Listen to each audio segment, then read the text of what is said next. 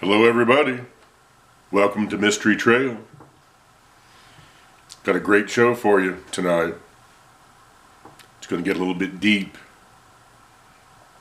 Very interesting though. So let's get right to it. First off, there's some U.F.O. business going on again. The aliens are rearing their ugly heads. Apparently, I'm not paying attention to the news much anymore. I just, there's so much crazy stuff going on these days. But when it comes to like what used to be, as we know, conspiracy theorists and conspiracies, we know are all these things are reality now. And we're no longer conspiracy theorists. We're conspiracy realists. So anyway. In the news, Trump has decided to call for a full disclosure of UFO and alien files that the government might be hiding, and Pentagon stuff and all that. But I think it's just another distraction. Anytime there's a bunch of stuff going on, they always drag out the aliens and the UFO stuff. And there really never is any real hardcore evidence of alien activity and alien visitations on Earth. Now, I'm not saying there's no such thing as alien life. I've been through this with people before. I've been wanting to talk about this for a long time. Okay, so hear me out. All right, regardless of what you believe. Because it's no dumber to believe it than not. But based on well, they don't teach physics in school. They really don't. Most people get their physics from like watching Star Wars, science fiction shows. It's not quite how it works.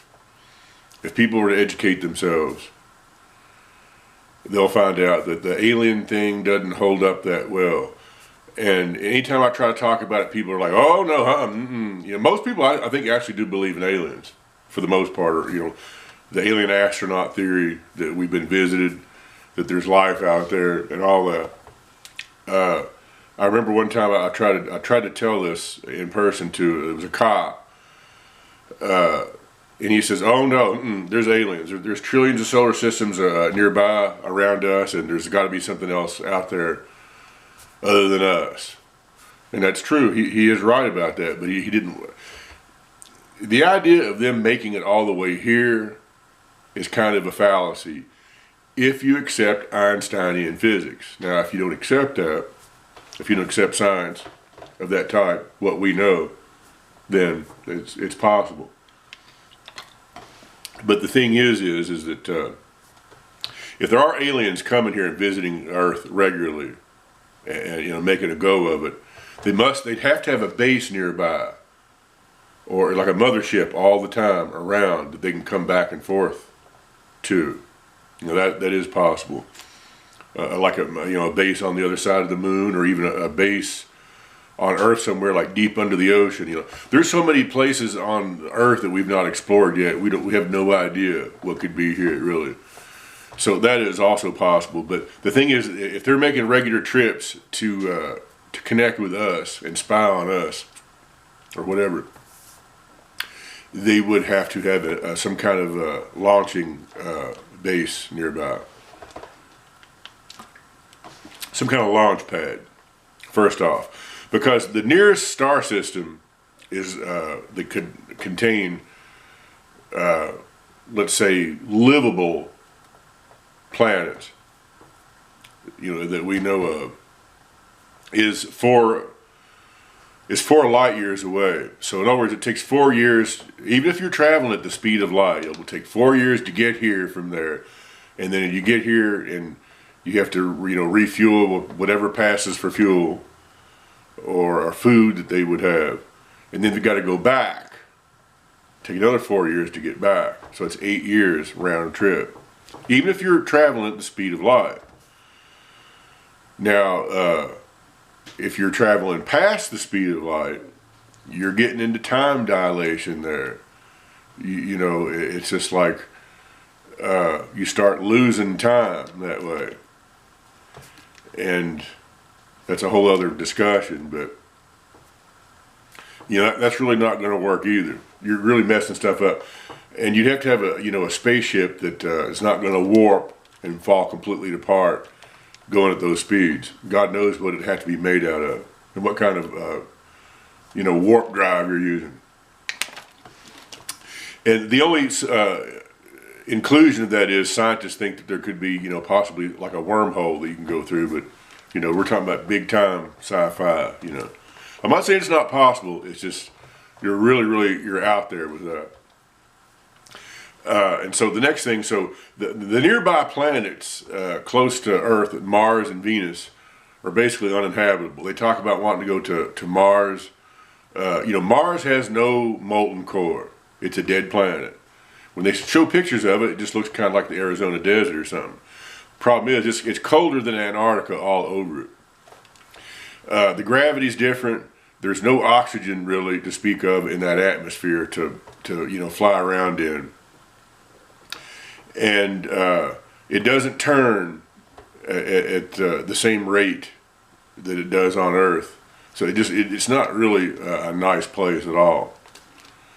Venus, on the other hand, it's so hot on the surface of Venus that those probes that the Russians sent there back in the 60s melted about an hour after they landed. They sent back their telemetry, and then they just, poof, they're gone, melted. It's that hot there.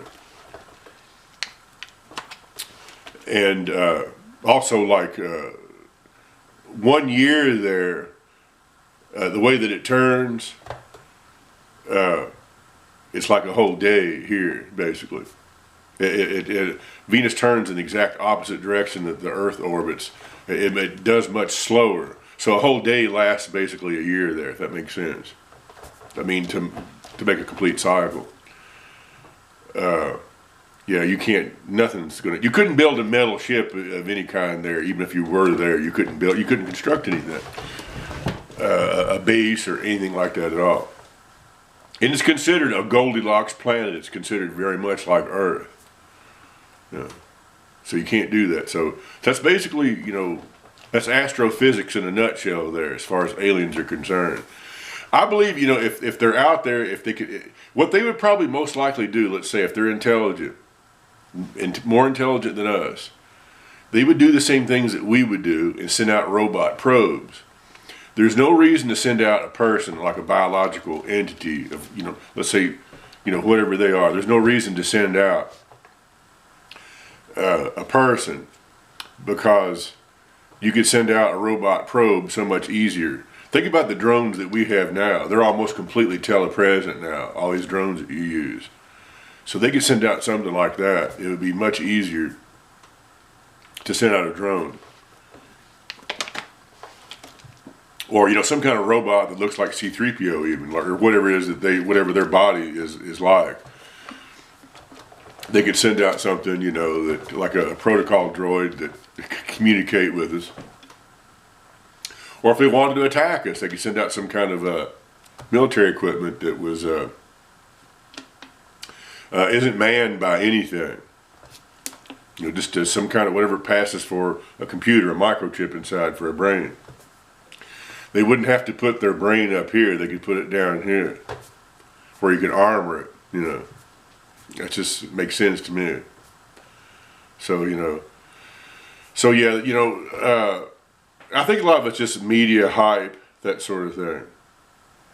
If they send out whenever you see alien abductions, it's always like the Greys and different things. It's like some kind of biological entity. It's like organic.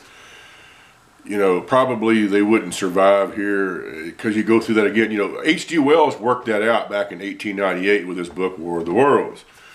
They came here, the Martians came here in their machines, but eventually they succumbed to all the germs that we had here. Killed them all off. It's just like when anybody from civilization goes to the Amazon basin to meet natives, they have to go through a kind of a decontamination period to make sure that they have kind of like a time period, a waiting period.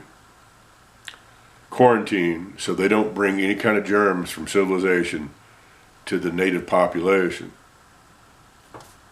because they're not, they're all the immunity. You have to build up an immune system and a tolerance to something. So anyway, that's that. Now, I'm not saying it's not possible. I'm not saying that doesn't happen. I do believe in UFOs. I don't know what they are, because I've seen them. I've not made contact, but I've seen all kinds of strange stuff that it seems to defy physics, like really fast-moving aircraft. Like it couldn't possibly be piloted by a human in it because of the G-forces. I've been seeing stuff like that for years.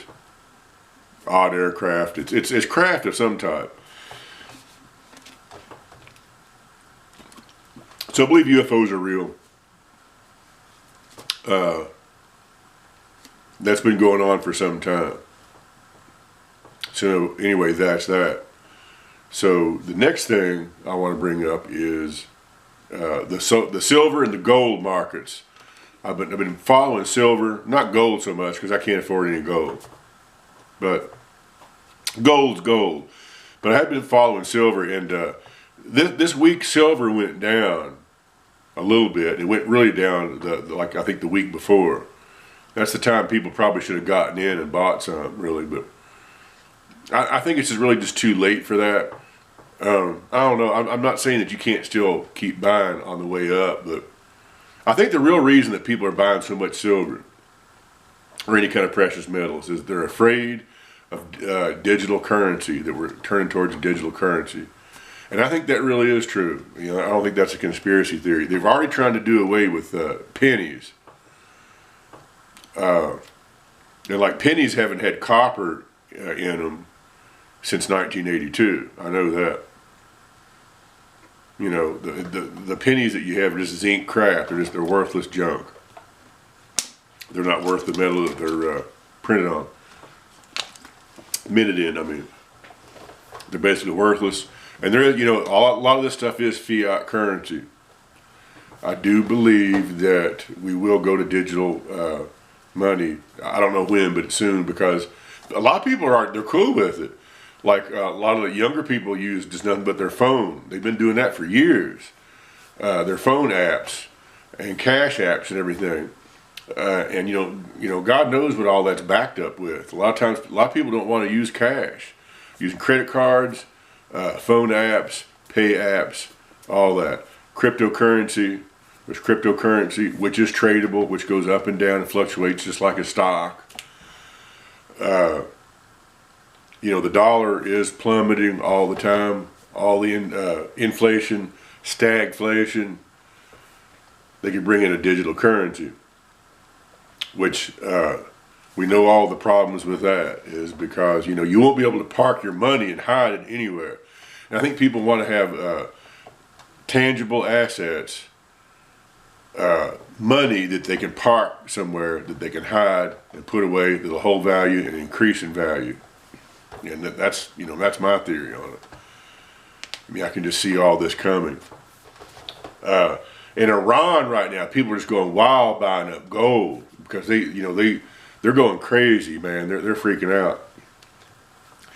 They're buying gold as soon as they can get a paycheck. You know, it's just like Weimar Republic, Germany, all over again, trying to buy something physical, something they can use with the worthless cash that they have. You know, all kinds of currencies are just going poof like that.